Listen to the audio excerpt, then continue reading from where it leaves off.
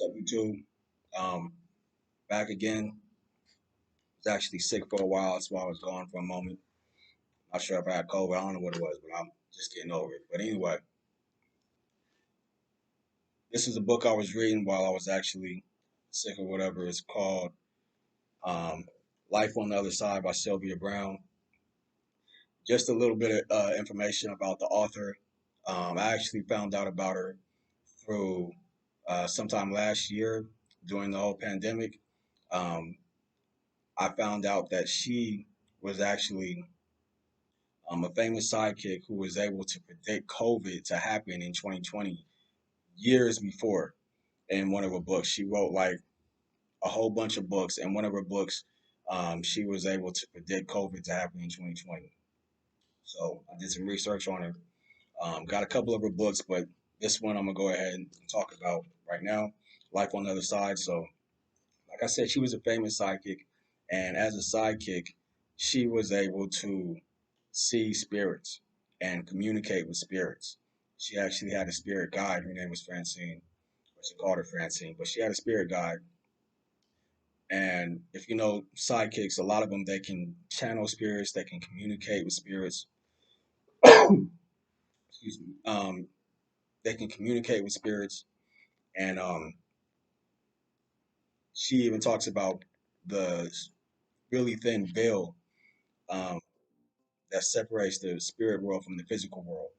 And I actually did research on that a long time ago. Like there's something that separates the spirit world and the physical world. I guess they call it as some sort of veil or something like that. But I do remember that during the research I did that that veil actually gets thinner during certain hours of the night. I believe it's between the hours of 2 and 4, which I think they call the witching hour. But that veil gets thinner, which makes it easier to communicate and channel spirits during those hours throughout the night. And some people call it demon time. That's the new slang for it is demon time. You feel me? But yeah, there is a very thin veil that separates the spirit world and the physical world.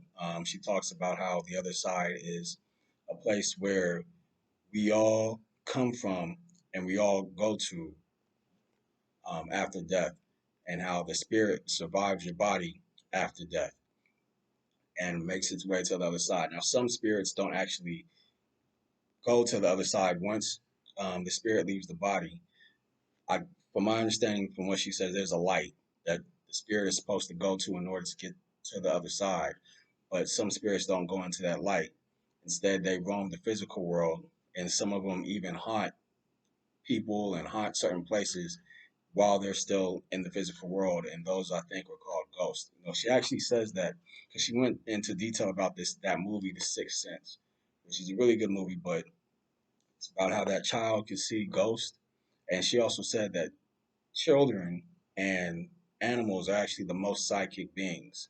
So, and that they can actually see, some of them can actually tell you about the other side. Um, but she also said that her spirit guide was also able to tell her about the other side, and that she's able to talk to spirits, and she's been able to see spirits since she was a child. And um, yeah, yeah. But she also was a therapist as well, and she was able to interview people. She said she had a near death experience, and she was able to interview people who had near death experiences. And she also stated that um, her experience, she's actually had experiences on the other side, and she's interviewed people who've had experiences on the other side. But she talks about the Great Hall of Records on the other side, which I did research on a while ago. Um, and I actually knew it as the Akashic Records. And if you know anything about the Akashic Records, it's really you can only access it either through death or astral travel.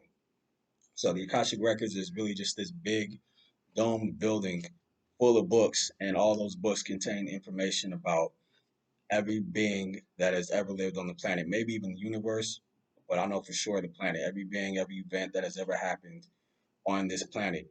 And it actually um, contains information about you from when you were born up into your present and your future. So it has information about you, about what is going to happen to you in the future. Um, from what I heard and from my understanding, your life is pretty much written out for you. Um, you everything that you're going to go through, everything that you're going to deal with, every experience that you have um, is already written out for you. Your life is written out for you. So, and I guess that information is contained in books and what they call the great, well, she calls it the Great Hall of Records. I know it is the Akashic Records. And like I said, you can only access it through death or through astral travel. So she said that is, something she's experienced on the other side, and something other people have experienced on the other side as well. So and then she also talks about reincarnation. She does believe in reincarnation. She said she's had a lot of evidence that reincarnation exists. She talks about, people having an old soul. She also goes into detail about what she calls cell memory, which is when you bring your past, um, your fears and your pains from your past life into your present life. And she said that is very possible. Any type of fear or pain that you have had in your past life, you can actually bring into your present life. And she's had examples of that from people she has interviewed. Um, because I guess she was a therapist, and she may have even did some hypnosis, I believe, where she was able to get some of her clients to tap into their past life. And being that they were able to tap into their past life, they could share any kind of fearful or painful experience, and how they were able to carry those experiences on into their present life. So, that was pretty interesting to me. But she calls it I believe she calls it cell memory. And then, like I said, she talks about reincarnation. If you look at the Hindus and what they practice, I believe they have a strong belief in reincarnation as well.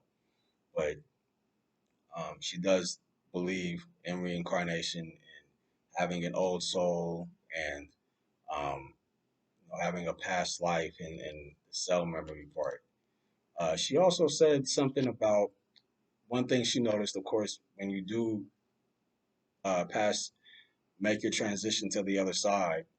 Of course, you see a lot of people said they see that white light, but she also said that you also hear music as well. But you don't. Everybody doesn't hear music right away once they make that transition. Some people hear the music in the beginning when they make their transition, and then some people hear the music a little bit later after they make their transition.